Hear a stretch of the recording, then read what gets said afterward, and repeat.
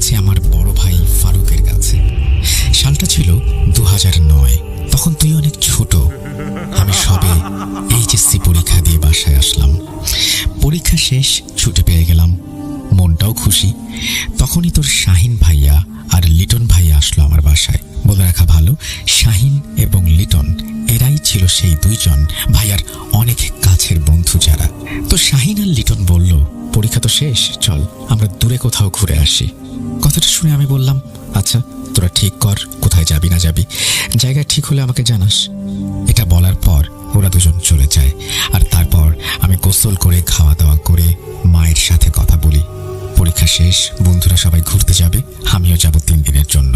কথাটা শুনে মা রাজি হলো না। আসলে মায়ের মন তো হয়তো কিছু বুঝতে পেরেছিলেন ক্ষতি হতে পারে দূরে কোথাও গেলে, তাই আমাকে সাফ মানা করে দেন। আমি মাকে অনেক বুঝিয়ে রাজি করালাম, অনুরোধ করলাম আব্বাকেও বোঝানোর জন্য। তো মা আব্বাকে বলার পর আব্বা আমাকে ডাকলো, জিজ্ঞেস করলো, পরীক্ষা শেষ? হ্যাঁ আব্বা। তো কোথায় যাচ্ছ বন্ধুদের সাথে? এখনো জানি না, ওরা ঠিক করলে আপনাকে জানাবো। দেখো, ঘুরতে যাও সমস্যা নেই, তবে শান্ত হয়ে যাবে আর শান্ত হয়ে ফিরবে। এই বলে আব্বা আমাকে যাওয়ার এবং থাকা খাওয়ার খরচ দিলেন।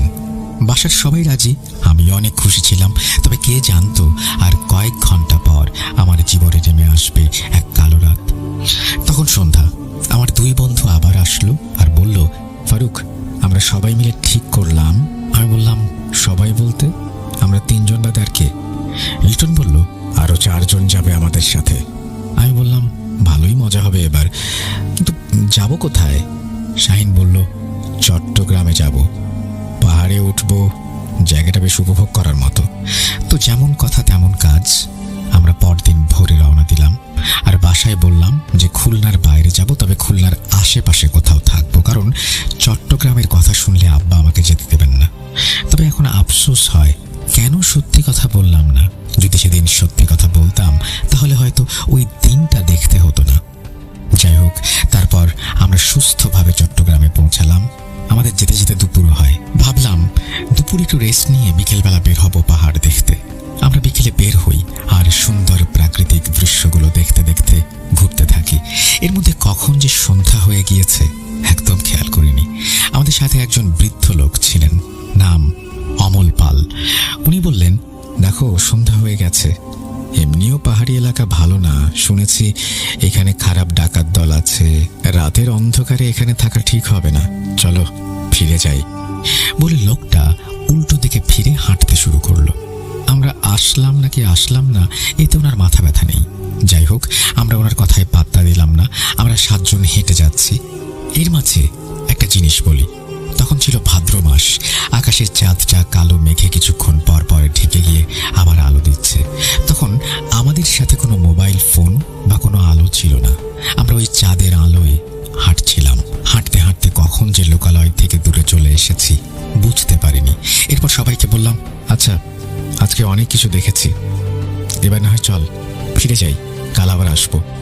তবে আমার বন্ধুরা বলল, কেবল সন্ধ্যা হয়ে রাত নামলো আর তুই এখনই যাবি যাবি করছিস।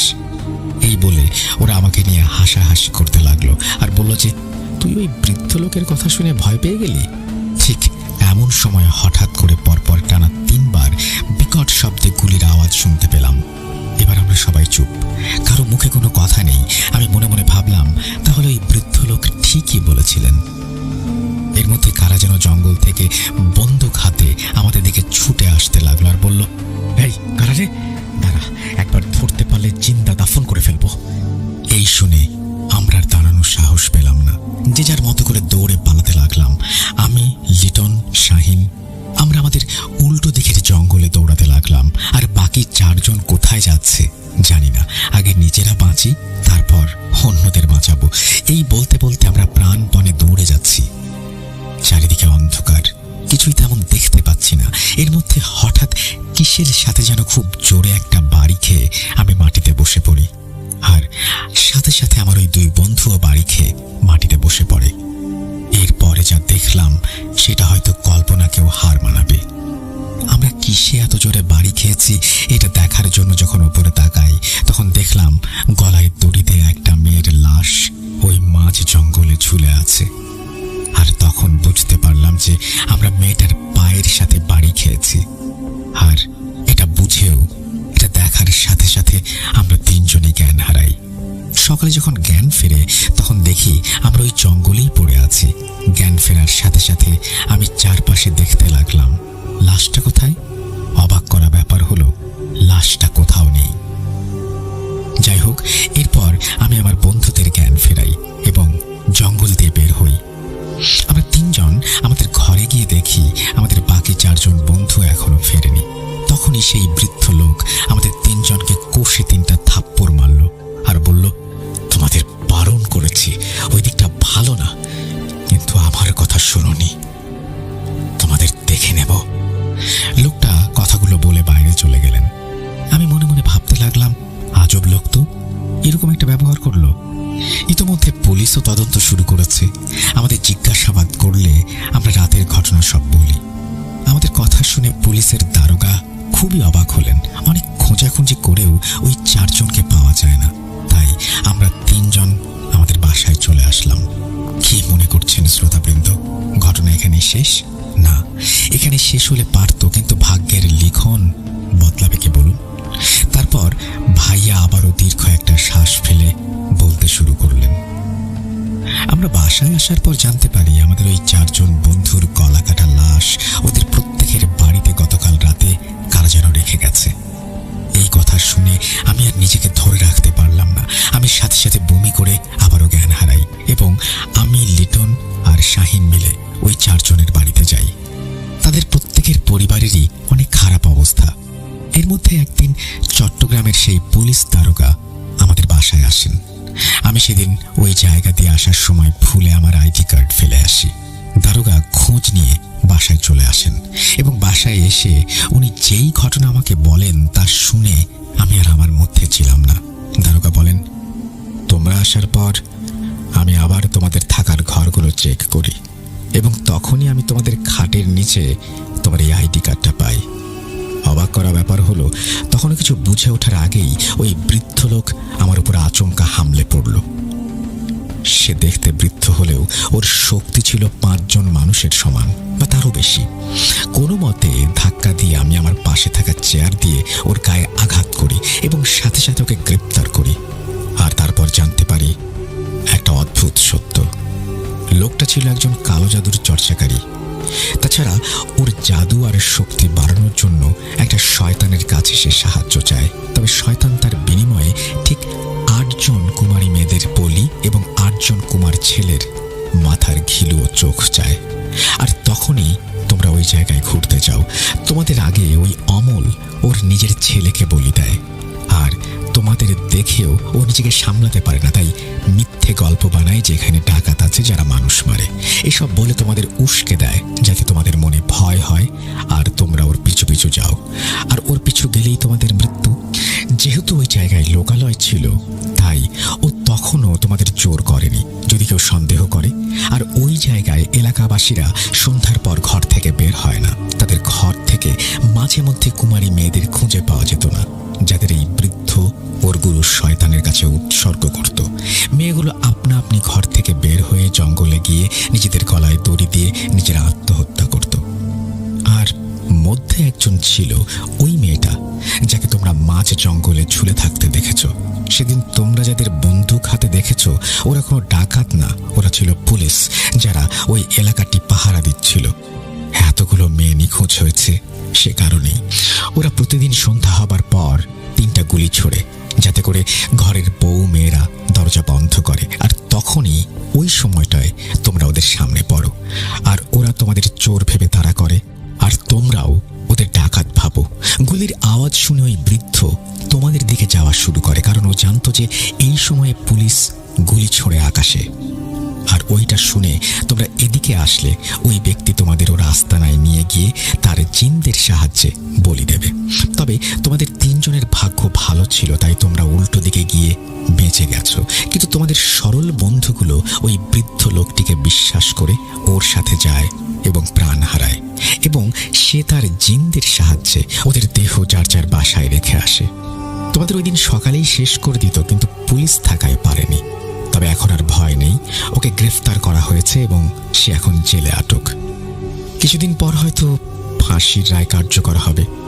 তোমরা ভালো থেকো আর নিজেদের খেয়াল রেখো। আজ আসি বলে দারোগা বিদায় নিলেন। উনি যাবার পর আমি ভাবলাম, এই জন্যই সেদিন লোকটা আমাদের থাপ্পড় মেরেছিল, গালবন্ধ করেছিল, কারণ আমরা তার শিকার হতে পারিনি। মনটা কান্নায় ভেঙে পড়ে। আর তখনই মনে পড়ল, যদি মায়ের কথা শুনে আমরা ট্যুরটা বাদ দিতাম, তাহলে হয়তো আমার বন্ধুরা আজ আমার সাথেই থাকতো, আমি ওদের হারাতাম না। এই বলে ভাইয়া তার চোখের পানি মুছে ঘটনাটা শেষ করে। এই ছিল আমার ভাইয়ার সাথে ঘটে যাওয়া 100% সত্য ঘটনা। আশা করছি ঘটনাটি আপনি পড়ে শোনাবেন, অনেক খুশি হব। আর এটাও আশা করছি ঘটনাটি আপনার এবং শ্রোতা বন্ধুদের ভালো লাগবে। আজ এখানেই বিদায় নিচ্ছি, আবার আসবো নতুন কোন। আজকের এই ঘটনাটি শুনলে চোখে পানি আটকাতে পারবেন না। যে মনে ভয় সে মনই কষ্টদায়ক। চলুন দেরি না করে শুরু করা যাক। রাত ঠিক 3:05। হঠাৎ ঘুমটা ভেঙে গেল। নতুন বাসায় আসার পর এটা প্রথমবার হলো নিহির। মাথাটা কেমন জানি হয়ে আছে। হঠাৎ তার জানালার দিকে চোখ যায়। হু হু করে ঠান্ডা বাতাস হচ্ছে, কিন্তু আমি তো শোয়ার আগে জানালাটা বন্ধ করে শুয়েছিলাম। তাহলে এটা খোলা কেন? আমি কি বন্ধ করতে ভুলে গেছি? না, আমার মনে আছে আমি বন্ধ করছি।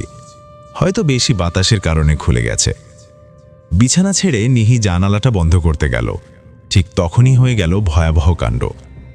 অনেক দূর থেকে একটা ছায়া, যার চুল অনেক লম্বা, যা বাতাসে হেলে বেড়াচ্ছে, স্পষ্ট দেখা যাচ্ছে। ঠিক তখনই একটা শব্দ এলো বাথরুম থেকে। মনে হচ্ছে পানির কল থেকে পানি পড়তেছে। নিহি কিছুই বুঝতে পারছিল না। তাড়াহুড়ো করে জানালা বন্ধ করে বাথরুমের দিকে পা বাড়ালো। ওর চোখ দুটো ঝাপসা হয়ে গেল। কল থেকে পানি না, বরং রক্ত। এরপর নিহির আর কিছু মনে নাই। তার মা বাবা পাশে বসে আছে, সে বিছানায় শুয়ে আছে, ডাক্তার তাকে দেখছে। চোখ খুলতেই কিছু বলার আগে নিহি কান্না করা শুরু করে দিল এবং বলতে লাগলো রাতে ঘটে যাওয়া কাহিনী। কিন্তু তার কথা তার মা আতিকা বেগম এবং রফিক সাহেব কেউ বিশ্বাস করল না। মনের ভুল বলে দাবি করল। কিন্তু নিহি কাল রাতে কি হয়েছে কিছু বুঝতেছে না সে। তারপর এভাবে 3 দিন কেটে গেল, কিন্তু সেদিনের মতো কিছু হয়নি তার, না কিছু দেখেছে। এসব ভাবতে ভাবতে নিহি ছাদে উঠল। তখন বাজে বিকেল 3টে। নিহি ছাদে হাঁটছে। ঠিক সেই মুহূর্তে তার সামনে একটা মৃত বিড়াল উপর থেকে পড়ল। নিহি মৃত বিড়ালটিকে দেখে চিল্লাতে শুরু করল। তার আওয়াজ শুনতে পেয়ে তার মা ছুটে আসলো এবং নিহিকে জিজ্ঞেস করতে লাগলো কি হয়েছে। নিহি আধমরা কণ্ঠে বলতে লাগলো, মা, বিড়াল, বিড়াল, মৃত বিড়াল। নিহির মা অবাক হয়ে মেয়ের দিকে তাকিয়ে আছে। এসব কি বলছো নিহি? কোথায় বিড়াল? তুমি পাগল হয়ে গেছো নাকি? না মা, আমি সত্যি বলছি, এখন ওপর থেকে পড়ল মা মৃত বিড়ালটি। আচ্ছা, তাহলে মৃত বিড়ালটা কই? মা, এখানে ছিল, কিন্তু কোথায় চলে গেল? তুমি সেই রাতটার কথা এখনো ভাবো, তাই এমনটা হচ্ছে। চলো নিচে। নিচে এসে নিহি টানা 2 ঘন্টা ঘুম দিল। এখন তার শরীর একটু হালকা লাগছে। সে টিভি রুমে গিয়ে দেখে তার বাবা টিভি দেখছে। সেও বসে পড়ল এবং বাবাকে ছাদে যে মৃত বিড়াল দেখলো তার কথা বলতে গেলে তার বাবা তাকে চুপ করিয়ে দেয়। নিহিও চুপ হয়ে গেল। কখন যে রাত 10টা হয়ে গেল, বাবা মেয়ের কোনো খবর নাই। সবাই রাতের খাবারটা খেয়ে নিহি তার রুমে চলে আসলো। কিন্তু নিহির ঘুম আসতেছে না, আসারও কথা না। সেটা না 2 ঘন্টা ঘুম দেওয়ার পর কার আর ঘুম আসে? নিহি পড়ার টেবিলে বসে বসে মোবাইল টিপছিল। কখন যে 12টা বেজে গেল তার কোনো খবর নাই। 12টা বেজে গেল, আমি না ঘুমিয়ে কি করছে? নিহি টেবিল থেকে উঠে তার বিছানার দিকে পা বাড়ালো। ঠিক তখনই আবার বাথরুম থেকে পানির শব্দ। আজকে খালি পানির শব্দ না, কেউ গুনগুন করছে। নিহি ভয় পেয়ে গেল। বাথরুমের দিকে পা বাড়াতে শুরু করলো। বাথরুমের দরজা খুলতেই সব রক্ত, পোড়া মেঝেতে রক্ত ছড়িয়ে আছে। হঠাৎ তার শরীরে ব্যথা শুরু হয়ে গেল। নিহি আর বিছানার দিকে যেতে পারছিল না। যত পা বাড়ানোর চেষ্টা করে ব্যথা আরও তীব্র হয়ে আসে। নিহি আর না পেরে মেঝেতে বসে পড়ল। তার শরীর ঠান্ডা হয়ে আসছিল। তার মা বাবাকে ডাকার মতো শক্তি নাই। তার চোখ দুটো ঝাপসা হয়ে আসছিল। ঠিক তখনই একটা কালো ছায়া তার দিকে হাত বাড়াচ্ছে। সে ভয় চিল্লাচ্ছে, কিন্তু নিহির আওয়াজ কেউ শুনতে পাচ্ছিল না। তারপর সকাল 10টা হয়ে গেল, কিন্তু মেয়েটার এখনও ওঠার নাম নেই। এই নিহি, কিরে ওঠ, আর কত ঘুমাবে? নিহির কোনো সাড়া নাই। মেয়েটা এত বেলা অবধি কখনো ঘুমায়নি। নিহি বলতে বলতে তার মা রুমে ঢুকে দেখে নিহির রুমে নাই। নিহির মা বাথরুমে দেখল দরজা খোলা, কেউ নাই ভিতরে। তাহলে নিহি গেল কই? তারপর ছাদে, বেলকুনিতে সবখানে খুঁজে দেখল, কিন্তু কোথাও নিহি নাই। নিহির মা আতিকা বেগম চিল্লাতে শুরু করলো, নিহির বাবা কোথায় আপনি? নিহিকে পাওয়া যাচ্ছে না, জলদি আসুন, আমার মেয়ে কোথায়? নিহির বাবা তাড়াতাড়ি এসে আতিকা বেগমকে সান্ত্বনা দিয়ে বললেন, হয়তো আমাদের না বলে বাইরে গিয়েছে, তুমি চিন্তা করো না, চলে আসবে। না, আমার মেয়ে কোনোদিন আমাকে না বলে কোথাও যায় না। আচ্ছা তুমি চিন্তা করো না, আমি নিহির বান্ধবীদের কল দিচ্ছি। একে একে সব বান্ধবীদের কল দেওয়া হলো। সবার মুখে একই কথা, নিহি আসে নাই। নিহির বাবা রফিক সাহেব খুব টেনশনে পড়ে গেল, মেয়েটা গেল কই? এদিকে আতিকা বেগম কান্না করতে করতে একাকার হয়ে যাচ্ছেন। তাকে দেখবেন নাকি মেয়েকে খুঁজবেন কিছু বুঝতে পারছিলেন না। এভাবে করতে করতে সন্ধ্যা হয়ে আসলো, মেয়ের কোনো খবর নাই। আর না পেরে আতিকা বেগমকে নিয়ে রফিক সাহেব থানায় গিয়ে পুলিশকে সব জানায় এবং পুলিশরাও নিহির সব তথ্য নিয়ে নিহিকে খোঁজা শুরু করে, কিন্তু কোথাও পাওয়া যায়নি। এভাবে 3 দিন হয়ে গেল, নিহি লাপাত্তা, কোনো খবর নাই। পুলিশরাও চেষ্টা করছে। বিকেলে 3টার দিকে নিহিদের পাশের বাসার রেশমি আন্টি কাপড় আনতে ছাদে যায়। ঠিক তখনই ছাদ থেকে রেশমি আন্টি চিল্লানোর আওয়াজ শুনতে পেয়ে বিল্ডিংয়ের সবাই ছাদে গিয়ে যা দেখতে পায়, ছাদ থেকে একটা ছেলে দৌড়ে এসে নিহির বাবা রফিক সাহেবকে বলতে লাগলো, চাচা, ও চাচা, নিহি আপারে পাওয়া গেছে চাচা। কোথায় আমার মেয়ে, কোথায়? ছাদে চলেন তাড়াতাড়ি। নিহির বাবা আর মা তাড়াতাড়ি ছাদে গিয়ে দেখতে পেল নিহি ছাদের মেঝেতে পড়ে আছে। নিহির মা দেখার সাথে সাথে বেহুশ হয়ে পড়ে যায়। মেয়ের মরা দেহটা তিনি নিজের চোখে দেখার সাহস পেলেন না, কারণ নিহির ডান পা আর ডান হাতটা ছিল না। সবাই অবাক হয়ে নিহির বডির দিকে তাকিয়ে আছে। বিল্ডিংয়ের দারোয়ান পুলিশকে কল দেয়। পুলিশ এসে বডিটাকে পোস্টমর্টেমের জন্য নিয়ে যায়। সবাই বলাবলি করছে, এমন মৃত্যু কেউ কখনো দেখেনি, এটা কেমনে হলো, কিভাবে হলো? এদিকে নিহির মার এখনো সেন্সলেস হয়ে আছেন। ডাক্তার ওনাকে 2টো ইঞ্জেকশন দিল, উনি এখন ঘুমের মধ্যে আছেন। চিন্তা করবেন না রফিক সাহেব, মেয়ের মৃত্যু উনি মেনে নিতে পারেন নাই, তাই এমনটা হলো। বিল্ডিংয়ের মালিক আজিজ শিকদার এই খবর পেয়ে লন্ডন থেকে দেশে আসলেন। আসার পর রফিক সাহেবের সাথে দেখা করতে আসলেন। কেমন আছেন রফিক সাহেব? জি আছি কোনো রকম। ভাবি কেমন আছে? কি আর বলবো, মেয়ে মারা গেছে আজ 7 দিন হয়ে গেল, কিন্তু এখনো নর্মাল হতে পারেনি। বুঝতেই পারছেন, আমাদের একমাত্র মেয়ে ছিল। আমি জানি রফিক সাহেব, কারণ এই ঘটনার সম্মুখীন আমিও হয়েছি, তাই বুঝি আমি। মানে ঠিক বুঝলাম না। আজ থেকে 8 বছর আগে আমি এই বিল্ডিংটা নির্মাণ করেছিলাম। এটা তৈরি করার পর আমি আর আমার ওয়াইফ এবং আমার মেয়েকে নিয়ে এই বিল্ডিংয়ে আসছিলাম। এই বিল্ডিংটা তৈরি করার সময় আমি প্রতি রাতে স্বপ্ন দেখতাম। স্বপ্নে একটা মেয়ে আসি বলতো, এই বিল্ডিংটা যেন না বানাই, যদিও বানানো হয় তাহলে 2টা যৌবতী মেয়ে বলি দিতে হবে। কিন্তু আমি এসব বিশ্বাস করতাম না, তাই এসব চিন্তা দূর করে এই বিল্ডিংটা তৈরি করি। আমরা যখন থেকে এই বিল্ডিংয়ে আসি, আমার মেয়ে ভয় পাইতে থাকতো। সবসময় একটা ছায়ার কথা বলতো, যেটা ওর পিছনে লেগে থাকতো। নতুন ঘর তাই হয়তো ভয় পাচ্ছিল, এই ভেবে আমি আর আমার ওয়াইফ পাত্তা দেই নাই। তার ঠিক কিছুদিন পর আমার মেয়ে হারিয়ে যায়। তার কোনো খোঁজ পাওয়া যায়নি। সব দিক দিয়ে চেষ্টা করেছি, কিন্তু পাইনি। তার ঠিক 3 দিন পর আমার মেয়ের লাশ পাওয়া যায় ছাদে, অসম্পূর্ণ বডি, একটি হাত আর পা নেই। তারপর আমি এই বিল্ডিংটা দারোয়ানকে দিয়ে চলে যাই আমার স্ত্রীকে নিয়ে লন্ডনে। আমি আপনার ব্যাপারটা জানতে পেরে নিজেকে দোষী বলে দাবি করে, কারণ উনি ওনার মেয়ের কথা পাত্তা দেন নাই। দিলে হয়তো আজ ওনাদের একমাত্র মেয়ে সাথে থাকতো। ঘটনাটি পড়ার পর চোখে পানি আটকাইতে পারলাম না।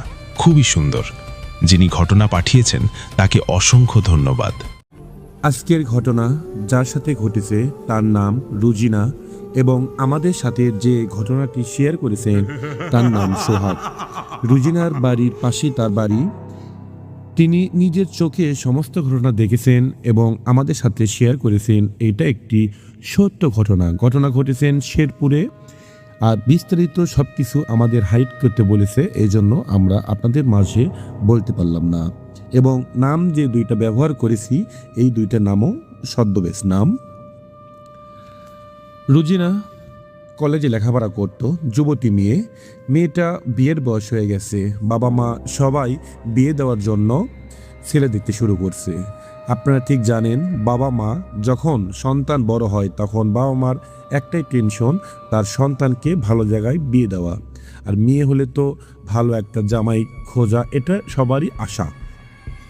তে রুজিনার বাবা দেখতে শুরু করছে ছেলে, একের পর এক ছেলে দেখতেছে, বিয়ে হয় না, বিয়ে দেওয়ার জন্য পাগল হয়ে গেছে, কেননা মেয়ের যুবতী হয়ে গেছে, মেয়েটার খুব সুন্দর। যখন বিয়ে দেওয়ার জন্য একটা ছেলে আসে, আসার পরে কি জানি হয় জানি না, সব কিছু ঠিক থাকে, পরে ওরা চলে গেলে আর যোগাযোগ করে না। হয়তোবা এরকম করতে করতে 50-60টা ছেলে দেখছে।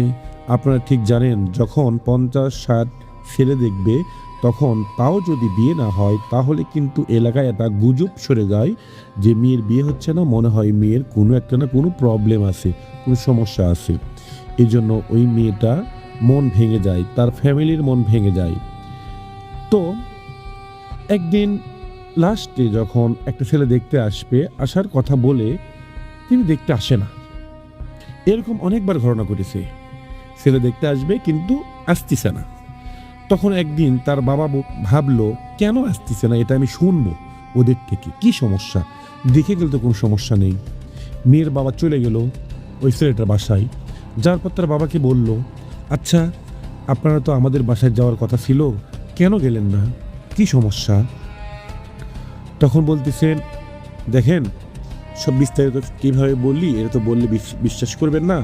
আমরা আপনার মেয়ের সমস্ত খোঁজখবর নিয়েছি, মেয়ে খুব ভালো, মেয়ে সুন্দর, দূর থেকে দেখছে আমার ছেলেরও পছন্দ, আমরা যাব, দেখব, কথাবার্তা বলবো, মানে সব কিছু ঠিক থাকলে বিয়ে দিয়ে দেবো আর কি। এরকম মন মানসিক নিয়ে আমরা যেদিন যাব তার 3 দিন আগে আমার ছেলেকে স্বপ্নে কে জানি বলেছে, যদি তুই ওই মেয়েকে দেখতে যাস তাহলে তুই কিন্তু বেঁচে থাকবি না, যদি বিয়ে করিস তাহলে মারা যাবি। আচ্ছা, আমার ছেলে ভাবলো হয়তোবা স্বপ্ন, স্বপ্ন তো স্বপ্নই, স্বপ্ন তো আর বাস্তব হয় না। তারপর কাউকে কিছু বলেনি। পরের দিন যখন কিন্তু আমার ছেলের মনের ভিতরে কিন্তু আপনি মেয়েকে বিয়ে করার জন্য দেখতে যাওয়ার জন্য উতালা হয়েছিল। পরের দিন রাত ঠিক 2টার দিকে আমার ছেলে ঘুমাচ্ছে, ঘুম আসার পর স্বপ্নে আবার ওই জিনিসটা আসা বলতেছে, কিন্তু মানুষ না, ভয়ানক দেখতে, জিনের মতো, চোখ দুইটা লাল টকটকা এবং এমন বিশ্রীভাবে হাসি দেয় যেন মনে হয় কি জানি একটা ভয়ে একদম শেষ। এটা বলতেছে তার ছেলে, বলছে তার বাবাকে, এবং তার বাবা বলতেছে মেয়ের বাবাকে। তারপর পরের দিন বলে, আমার কথা তুই বুঝতে পারিসনি মনে হয়, আমি তোকে বলতেছি দ্বিতীয়বারের মতো, তুই ওই মেয়েকে যদি দেখতে যাস, বিয়ে করিস, তাহলে কিন্তু তুই মারা যাবি, জীবনের মায়া সবারই আছে। তখন মনের মধ্যে একটু খটকা লাগলো এবং ভাবলো, আগের দিন এরকম দেখলাম, পরের দিন একই জিনিস আমার এরকম করে আবার সাবধান করলো, কিন্তু আমি দেখতে যাব, আমার মনের ভিতর যে সব কিছু আছে এটা উনি কেমন করে জানলো সেটা বুঝতে পারলাম না। এরপরে ছেলেটা তাও মনের মধ্যে আশা ঠিক জমে আছে, কালকে ওই মেয়েকে দেখতে যাবে। ঠিক সেই দিন ওই ছেলের সাথে ভয়ানক একটি ঘটনা ঘটেছে। যেমন যখন ঘুমাচ্ছে ঠিক রাত 12টার পরে ওই ছেলেটার বলতেছে, আমার কথা তুই ঠিক বুঝতে পারছিস, শুনতে পারছিস, কিন্তু আমাকে তুই বিশ্বাস করতে পারছিস না। তুই যদি সত্যি ওই মেয়েকে যাস, বিয়ে করিস, তাহলে তুই বিপদে পড়বি, তুই মারা যাবি, তোর কি জীবনে মায়া নেই? আজকে তোকে অল্প একটু স্যাম্পল দেখাবো। তখন ওই ভয়ানক জিনিসটা, চোখ রক্তের মতো লাল, মনে হয় রক্ত দিয়ে সীসা পড়তিছে, চোখ দিয়ে সীসা মনে হয় বের হয়ে চলে যাচ্ছে, এবং চুল বিশাল বড় বড়, লোম, দাঁত অনেক বড় বড়। তখন আস্তে আস্তে হাতের নখ একদম রাক্ষসের মতো আস্তে আস্তে ওই ছেলেটার গলায় চলে আসে, এবং ওই ছেলেটার স্বপ্নে চিৎকার করে, কিন্তু মনে হয় মুখ গলা দিয়ে চিৎকারটা বের হচ্ছে না, কথা বের হচ্ছে না। তখন কি করবে বুঝতে পারে না, এক সময় গলায় চাপ দিয়ে ধরে, যখন হাত পা ছটফট করে করতে করতে এক সময় ওই ছেলেটার ঘুম ভেঙে যায়। ঘুম ভেঙে যাওয়ার পর দেখে তার গলায় প্রচুর ব্যথা। কিরে, আমার গলায় এত ব্যথা হলো কেন, আমি তো স্বপ্ন দেখলাম। তখন তিনি ওঠে, একটু পানি খায়, এবং ওয়াশরুমে যাওয়ার পরে যখন আয়নাতে দেখে তার গলাতে দাগ হয়ে আসে। এরকম ব্যথা নিয়ে ঘুম আসে। সকালে উঠে তার বাবা বলে, কিরে তোর গলায় কি হয়েছে? তখন দেখে গলায় লোকের দাগ, হাতের লোকের দাগ।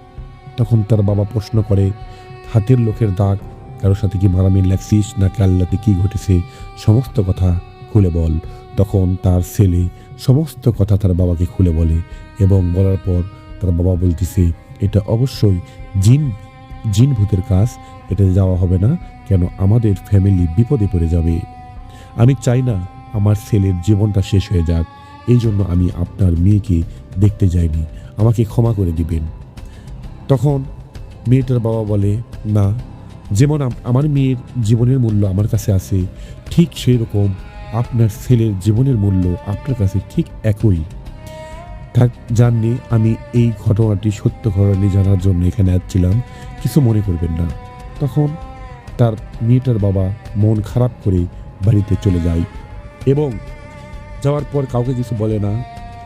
ওই ছেলেটা আসার আগেই যেই ছেলেটা আসার কথা ছিল এবং আজ ছিল, আসার পর বাসায় যে চিন্তা ভাবনা করে আমাদের কিছু বলবে, সেই লোকটা ডাইরেক্ট মানা করলো। এটা কি আমার মেয়েকে পছন্দ হয়নি এই জন্য মানা করছে, নাকি ওর সাথেও ভয়ানক কিছু ঘটনা ঘটেছে, দেখে আসি তো। তখন চলে গেছে ওই ছেলে আরেকটা ছেলের বাসায়। যাওয়ার পর তার বাবা মা সবাইকে সালাম দিয়ে এলো এবং সবাই বসতে দিল, কিছু হালকা পাতলা নাস্তা দিল এবং বলল, আচ্ছা আমায় কি আপনারা কি একটা সত্য কথা বলবেন? আচ্ছা, আপনাদের সাথে কি কোনো কিছু ঘটেছে? আপনারা চলে আসলেন অথবা না, কিছুই বললেন না, আমি কিছুই বুঝতে পারলাম না। আপনারা ভাববেন না আমার মেয়েকে আপনার ছেলের সাথে বিয়ে দেওয়ার জন্য আমি এখানে আসছি, আমি শুধু সত্য ঘটনা জানার জন্য আসছি। দেখেন, ঠিক দীর্ঘ 8-9 মাস হচ্ছে আমার মেয়েকে আমি বিয়ে দেওয়ার জন্য চেষ্টা করতেছি। প্রতিটা বিয়ে যে কোনো মাধ্যমে না ভেঙে যায়, আমি ব্যাপারটা বুঝতে পারতেছি না। আমার মেয়ে কোনো দিক দিয়ে খারাপ, আমার মেয়ে সুন্দর, আমার মেয়ে লেখাপড়ায় ভালো, সব কিছুতে ভালো, কিন্তু আমার মেয়ের সাথে এরকম কেন ঘটনা ঘটতেছে, এটা সত্য জানার জন্য আমি আপনাদের এখানে আসছি। দয়া অনুরোধ করে আপনারা আমাকে সমস্ত সত্য কথাটা খুলে বলবেন প্লিজ। এরকম অনুরোধ শোনার পরে ছেলেটার মা বলে, দেখুন, আমরা আপনার মেয়েকে দেখে আসার পর আমার ছেলের খুব পছন্দ হয়েছে এবং আমাদেরও পছন্দ হয়েছে। ঠিক আপনার মেয়েকে যেদিন দেখতে যাব তার 3 দিন আগে আমার ছেলেকে বিভিন্নভাবে স্বপ্নে আপনার মেয়েকে দেখার জন্য যাওয়ার জন্য নিষেধ করা হয়েছিল, বিয়ে করার জন্য নিষেধ করা হয়েছিল। বলেছিল, যদি তুই এখানে যাস তাহলে তুই বিপদে পড়বি, তুই মারা যাবি, তুই বাঁচবি না, এরকম করে বলছিল। ঠিক 3 দিন একই স্বপ্ন দেখছিল আমার ছেলেটা, আমাদেরকে বলেনি, আমরাও কিছু ভাবিনি, চলে গেছি দেখতে। দেখে আসার পর বাসায় ঢোকার আগে প্রচণ্ড পরিমাণে ঝড় ওঠে এবং এমন ঝড় ওঠে আশপাশে কোথাও ঝড় নেই, শুধু আমাদের বাসায় ঝড়। যখন বাসার মধ্যে ঢুকি তখন আমার ছেলেকে কে জানি থাপ্পড় মারে, সে ওখানে অজ্ঞান হয়ে পড়ে যায়। হসপিটালে নিয়ে যেয়ে চিকিৎসা করি। হসপিটাল থেকে আসার পথে গাড়ির সামনে আমার ছেলে দেখতে পারে কালো একটা বিশাল বড় অবয়ব, তার চোখ দিয়ে সীসা পড়তেছে, দাঁত অনেক বড়, লোম অনেক বড়, অনেক ভয়ানক। সেটা শুধু আমার ছেলে দেখতে পেয়েছে এবং চিৎকার করে বলেছে, মা মা, এই স্বপ্নে আমি এটাকে দেখছিলাম, এই যে গাড়ির সামনে দাঁড়িয়ে আছে, এই অবয়বকে আমি দেখছিলাম মা, আমি স্বপ্নে দেখছিলাম মা, আমার পিছু নিয়েছে, মা আমাকে বাঁচাও বাঁচাও, মা আমাকে প্রচুর ভয় করতেছে। তখন এরকম বলতে বলতে আমার ছেলেটা অজ্ঞান হয়ে পড়ে যায় এবং এরই মাঝে আপনার বাসা থেকে আসার পর আমরা একটা হুজুরকে ডাকি এবং ওই হুজুর ঠিক 20 মিনিট 30 মিনিট আমার ছেলেকে রোকায়া করে। পবিত্র কোরআন পড়ার মাধ্যমে, হুজুরের জিনের মাধ্যমে হুজুর তথ্য পায়, যদি আমার ছেলে আপনার মেয়েকে বিয়ে করে তাহলে আমার ছেলে মারা যাবে। তখন আমি হুজুরকে প্রশ্ন করি, কেন মারা যাবে, কি সমস্যা? তখন হুজুর বলে, দেখুন, ওই মেয়েটার শরীরে, ওই মেয়েটার কাছে ভয়ানক জিন আছে, ওই জিনটা আপনার ছেলেকে শেষ করে দিবে। এটা ওই দিকে যায়েন না, ওখান থেকে চলে আসেন, পৃথিবীতে অনেক মেয়ে আছে, ওখানে বিয়ে করলে আপনার জীবনের, আপনার ছেলের জীবনের ঝুঁকি আছে। কোনো মা কি চাইবে তার ছেলে মারা যাক, এরকম বিপদে পড়ুক? এই জন্য আমরা ওখান থেকে বের হয়ে যাচ্ছি। এই কিছু বলার পরে একসময় তার বাবা, মানে মেয়েটার বাবা চমকে ওঠে, তাহলে অবশ্যই আমার মেয়ের সাথে কোনো কিছু ঘটতেছে অলৌকিক, এই জন্য বিয়ে হচ্ছে না। তারপর ওখান থেকে চলে আসে। আসার পরে আর একবার মনকে বোঝানোর জন্য তিনি লাস্টে তৃতীয়জন যাই গেছিল দেখতে, তার সাথে বিয়ে প্রায় ঠিক হয়ে গেছিল। সে ঠিক হওয়া বিয়ে ভেঙে গিয়েছে। তার বাসায় গেল, যাওয়ার পরে ওই ছেলে মেয়েটার বাবাকে দেখে অনেক সম্মান করলো, সালাম দিল এবং বসার জন্য অনুরোধ করলো। ছেলেটার বাবা ছিল, মা ছিল না। তার বাবা সালাম দিয়ে নাস্তা খাওয়ার পর বলতেছে, বলুন আমি আপনার জন্য কি করতে পারি, আপনি কেন এখানে আছেন? তখন ওই মেয়ের বাবাটা বলে, বিয়ের সব কিছু ঠিক হয়ে গেছিল, জানি না কেন আপনারা বিয়েটা করেননি। আমি আপনার ছেলের সাথে আমার মেয়ের বিয়ে দেওয়ার জন্য আসিনি, অনুরোধ করতে আসিনি, আমি শুধু সত্য জানতে এসেছি। বলুন না আপনার সাথে কি কোনো কিছু ঘটেছিল? তখন ওই ছেলেটা বলে, দেখুন আপনার মেয়েকে আমার পছন্দ এবং আপনার মেয়েকে বিয়ে করার জন্য আমি প্রস্তুত ছিলাম। সব কিছু ঠিক, আমার মন হাসি খুশি, আমার মন ফুর্তিতে ঘুরতেছিল। কিন্তু এরই মাঝে যখন আপনার মেয়েকে দেখতে যাব তার 3 দিন আগে আমি অনেক ভয়ানক স্বপ্ন দেখেছি। আমার পাহাড় থেকে লাথি মেরে ফেলে দেয় এবং শুধু একটা কথাই বলে, তুই যদি ওই মেয়েকে বিয়ে করিস তাহলে এইভাবে তোকে লাথি দিয়ে মেরে ফেলে দেব। দ্বিতীয় দিন বলে, তুই যদি ওই মেয়েকে বিয়ে করিস তাহলে তোকে শেষ করে দেব। তৃতীয় দিন বলে, তুই যদি ওই মেয়েকে বিয়ে করিস তাহলে তোকে গলা টিপে মেরে ফেলে দেব। গলায় হাত দিয়ে চাপ দিছিল, অনেক ভয়ানক দেখতে। আমি এত কিছু গ্রাহ্য করিনি, কারণ স্বপ্ন তো স্বপ্নই। এই জন্য আমি আপনার মেয়েকে দেখতে গিয়েছিলাম এবং মেয়েকে যখন দেখি তখন আমার গাও মাথা ঘুরে আসছিল। আপনার মেয়ে আমার দিকে যেভাবে তাকিয়েছিল আমার প্রচুর ভয় লেগেছিল, কিন্তু আমি আমার বাবাকে এবং আপনাদেরকে কাউকে কিছু বলিনি। ওখান থেকে চলে যাচ্ছি।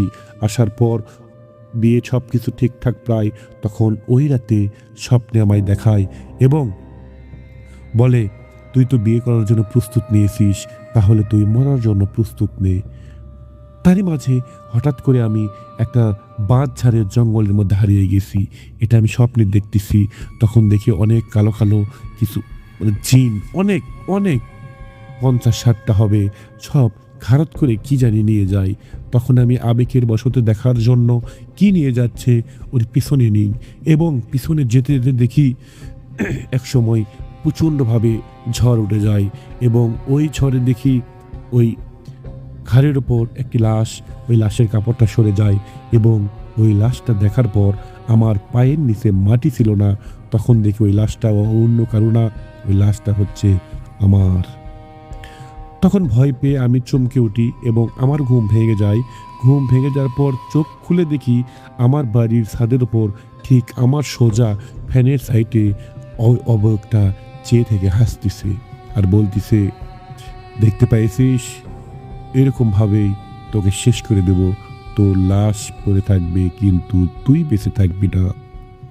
আমি যখন নিজের চোখে দেখলাম আমার বুকের উপরে শুয়ে আছে, মনে হয় চোখের আগুনের সীসা আমার গায়ে লাগতেছে এবং দাঁত এমনভাবে বের হয়ে আসে, মনে হচ্ছে আমার শরীরে যদি কামড় মারে, আমার শরীরের যেখানে কামড় মারবে সেখান থেকে সমস্ত মাংস উঠে চলে যাবে। আমি প্রচণ্ডভাবে ভয় করি, আমার বাবাকে সমস্ত কথা খুলে বলি। বলার পরে আমি সিদ্ধান্ত নিই আমি আপনার মেয়েকে বিয়ে করব না, কেননা পৃথিবীর সমস্ত মানুষের জীবনের দাম আগে, তারপরে অন্য কিছু। এসব কিছু শোনার পরে মেয়েটার বাবা বলে, দেখুন আমি 3 জনের বাসায় গেছি, আপনার ছেলে 3 নম্বর, তারপরে যে 2 জন গেছিল সবার বাসায় গেছি, একই ঘটনা মিলে গিয়েছে। তার মানে আমার মেয়েরই কোনো সমস্যা। আপনারা কিছু মনে করবেন না, আমি আমার মেয়েকে চিকিৎসা করব এবং আপনারা সমস্ত কথা খুলে বলার কারণে আমি বিস্তারিত সমস্ত কিছু বুঝতে পারলাম। এই কথা বলে মেয়ের বাবাটা চলে যায় তার বাসায়। যাওয়ার পরে এক ধরনের ভেঙে পড়ে, মেয়েকে কিছু খুলে বলে না এবং মেয়ের মাকে সমস্ত কথা খুলে বলে। বলার পরে মেয়ের মা বলতেছে, তাহলে কোনো একটা কবিরাজকে দেখতে হবে। তখন এলাকায় একটা কবিরাজ ছিল, ওই কবিরাজকে ডেকে নিয়ে আসে। আসার পর ওই কবিরাজ যখন তার মেয়েকে দেখে বলতেছে, আমি কালকে আসব। কিন্তু ওই কবিরাজটা পরের দিন আসেনি। 2 দিন চলে যায়, কবিরাজটা আসে না, কবিরাজ ফোন ধরে না এবং ওই কবিরাজের বাসায় যখন মেয়েটার বাবা যায় তখন কবিরাজ দেখে ঘরের মধ্যে বসে আছে এবং বলিস, আপনি এখানে কেন আসছেন? তখন ওই মেয়েটার বাবা বলে, আপনার তো যাওয়ার কথা ছিল আমাদের বাসায়, আপনি কেন এলেন না? আপনি তো বলেন একদিন পর যাবেন, 2 দিন চলে যায়, আপনি যাচ্ছেন না, এই জন্যে খোঁজ নেওয়ার জন্য আমি এখানে আসছি। তখন কবিরাজটা বলে, দেখুন আমি ওখানে যেতে পারবো না, কেননা ওখানে ভয়ানক জিন আছে। আপনার মেয়ের শরীরে জিন বসবাস করে, আর ওই জিনটা প্রচুর ভয়ানক, ওর সাথে আমি পারবো না, আমি নিজে ধ্বংস হয়ে যাব, এই জন্য আমি যাইনি। তখন মেয়েটার বাবা বলে, এই যে আপনি কথাটা বললেন, এই কথাটা যদি আপনি আমার ফোনে বলতেন তাহলে কি আপনার বিশাল বড় ক্ষতি হয়ে যেত? আপনার তো ক্ষতি হয়নি, হবে, কিন্তু আমার যে ক্ষতি পুরোটা হয়ে গেছে।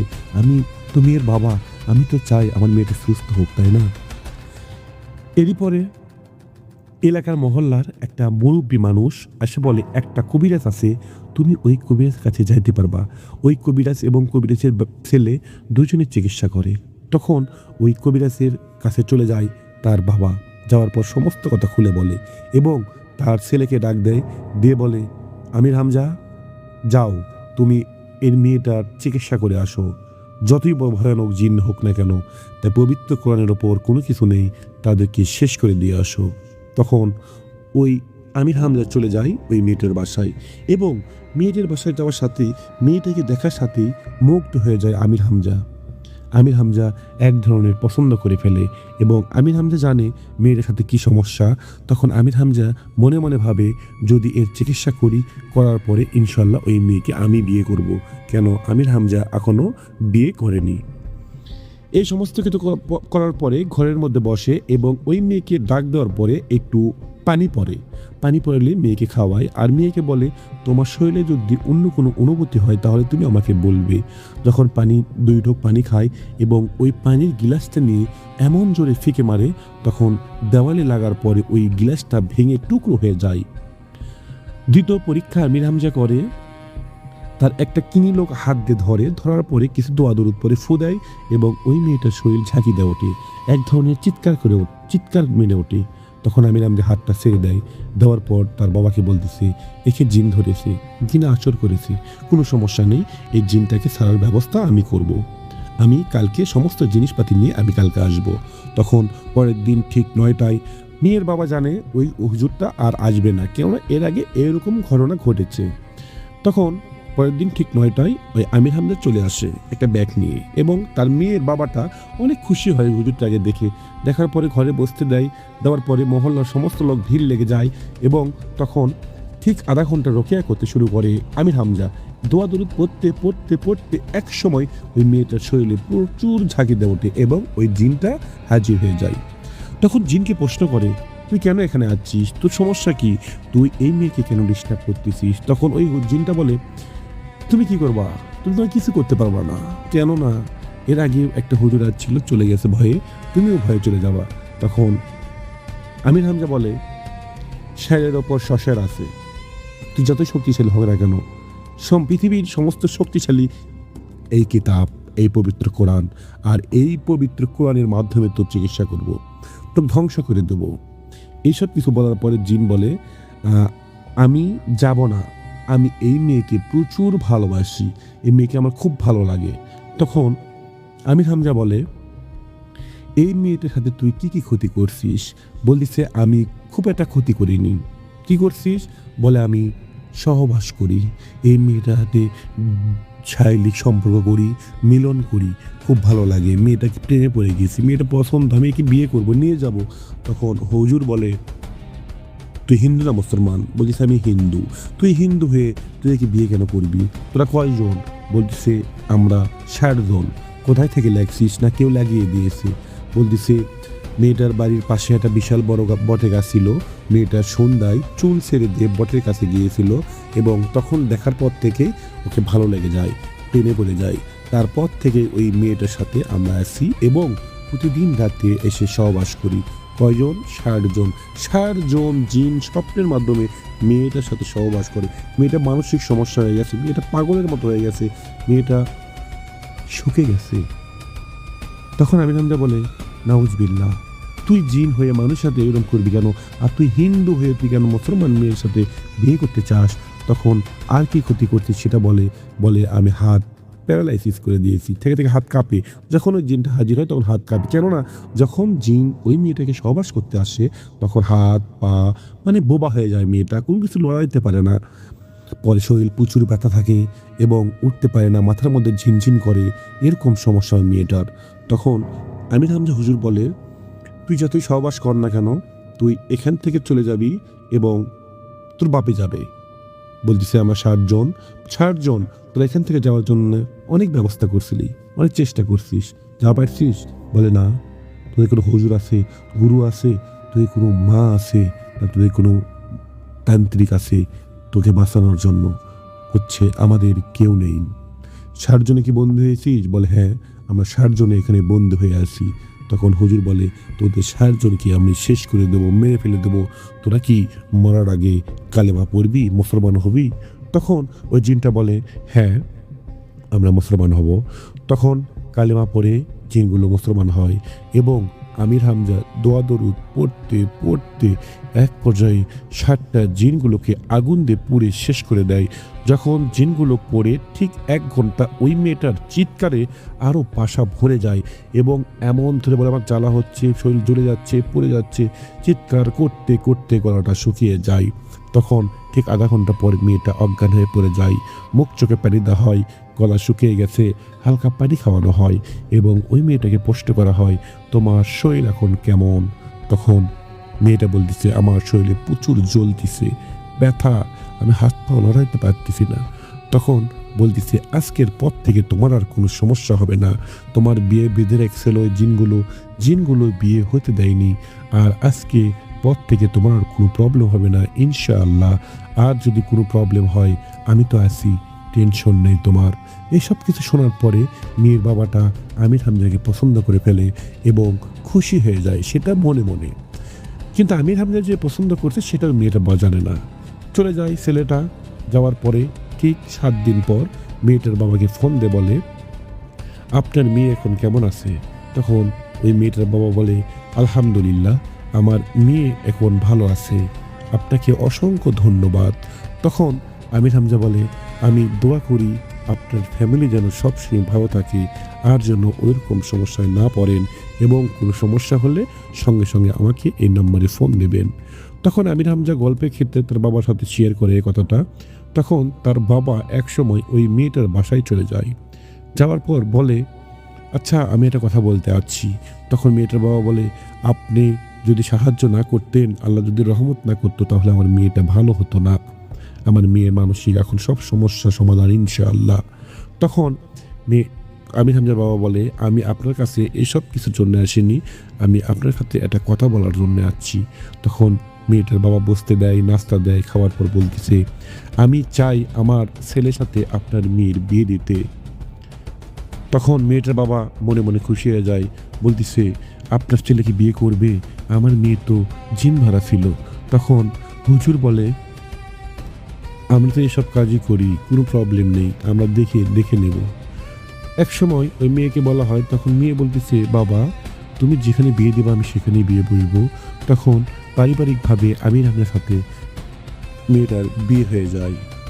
বিয়ে হয়ে যাওয়ার পরে ঠিক সংসার করে, জিন ভূতের কোনো সমস্যা নেই, তাদের একটা বাচ্চা হয়েছে ফুটফুটে চাঁদের মতো, এবং তাদের সংসারটা সুখের হয়ে গেছে।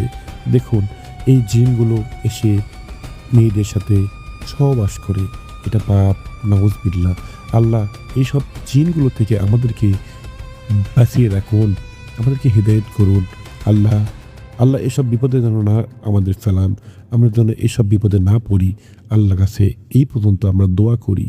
এবং আপনারাও ঠিক মনে রাখবেন, মাগরিব আজানের পর মাথার চুল ছেড়ে দিয়ে কোনো গাছের নিচে, কোনো ইয়ার নিচে ওখানে ওদিক যাবেন না, ছাদে বেড়াবেন না চুল ছেড়ে দিয়ে, যেন না কখন কোথায় জিন থাকে হয়তোবা আপনিও জানেন না, আমরাও জানি না। হয়তোবা আপনি শুয়ে থেকে আমার ঘটনা শুনতেছেন এবং আপনার পাশেই একটা জিন সব কিছু শুনতেছে, দেখতেছে। আমরা তো জিন দেখতে পারি না। তাই এই ঘটনা যদি আপনাদের ভালো লাগে তাহলে অবশ্যই লাইক করবেন এবং কেমন লাগলো কমেন্টে জানিয়ে দিবেন। সবাই ভালো থাকবেন, সুস্থ থাকবেন। আসসালামু আলাইকুম।